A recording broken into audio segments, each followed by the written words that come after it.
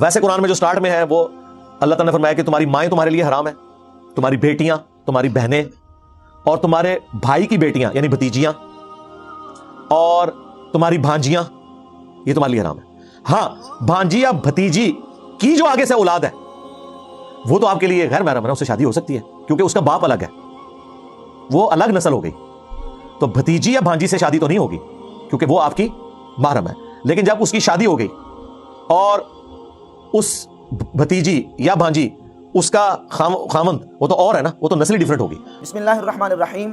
پنجابی کی ایک کہاوت ہے کہ نیم ملا خطرہ ایمان، نیم حکیم خطرہ جان اور نیم درزی خطرہ تھان۔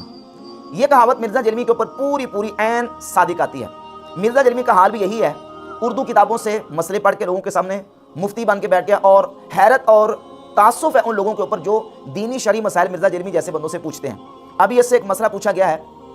کہ آیا بانجی اور بتیجی کی بیٹی کے ساتھ نکاح ہو سکتا ہے کہ نہیں؟ تو مرزا جرمی نے جو مسئلہ بیان کیا وہ یہ ہے کہ بانجی اور بتیجی کی بیٹی کے ساتھ نکاح ہو سکتا ہے۔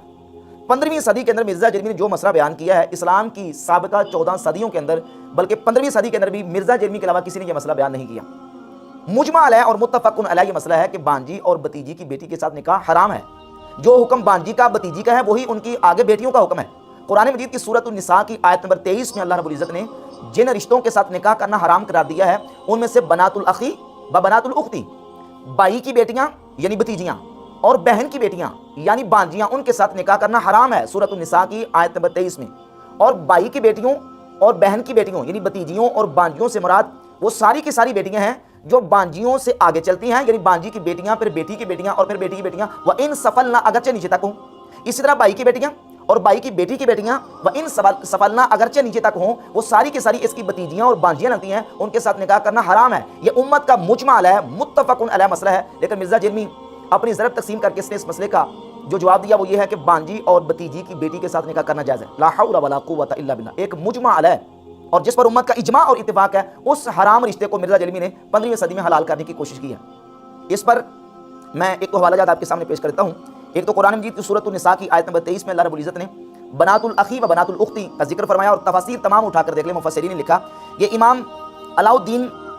کاسانی کی کتاب ہے بدائع الصنائع فی ترتیب الشرائع کی جلد نمبر 2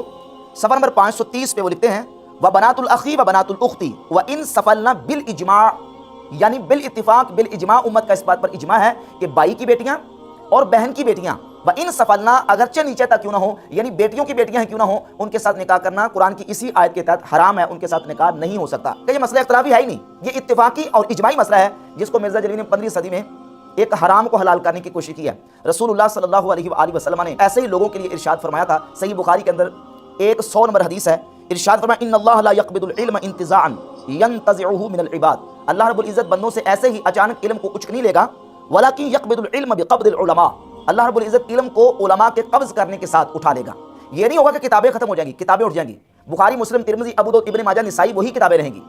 کتابیں رہیں گی، لیکن ان کتابوں کو سمجھانے والے، ان کتابوں کو پڑھانے والے صحیح معنوں میں جو علماء ہیں، جو دین کے عالم ہیں، وہ اٹھ جائیں گے اور اللہ رب العزت ان کے ذریعے سے علم کو اٹھائے گا۔ حتیٰ اذا لم یبقی عالما، حتیٰ کہ جب اللہ کسی عالم کو باقی نہیں چھوڑے گا، اتخذ الناس رؤوسا جہالا، تو لوگ جاہلوں کو اپنا پیشوا بنا لیں گے، جاہلوں کو اپنا سردار بنا لیں گے۔ فسئلوا فافتوا بغیر علم، پس ان سے سوال کیا جائے گا اور وہ بغیر علم کے لوگوں کو فتوا دیں گے۔ فضلوا واضلوا، وہ خود بھی گمراہ ہوں گے اور لوگوں کو بھی گمراہ کریں گے۔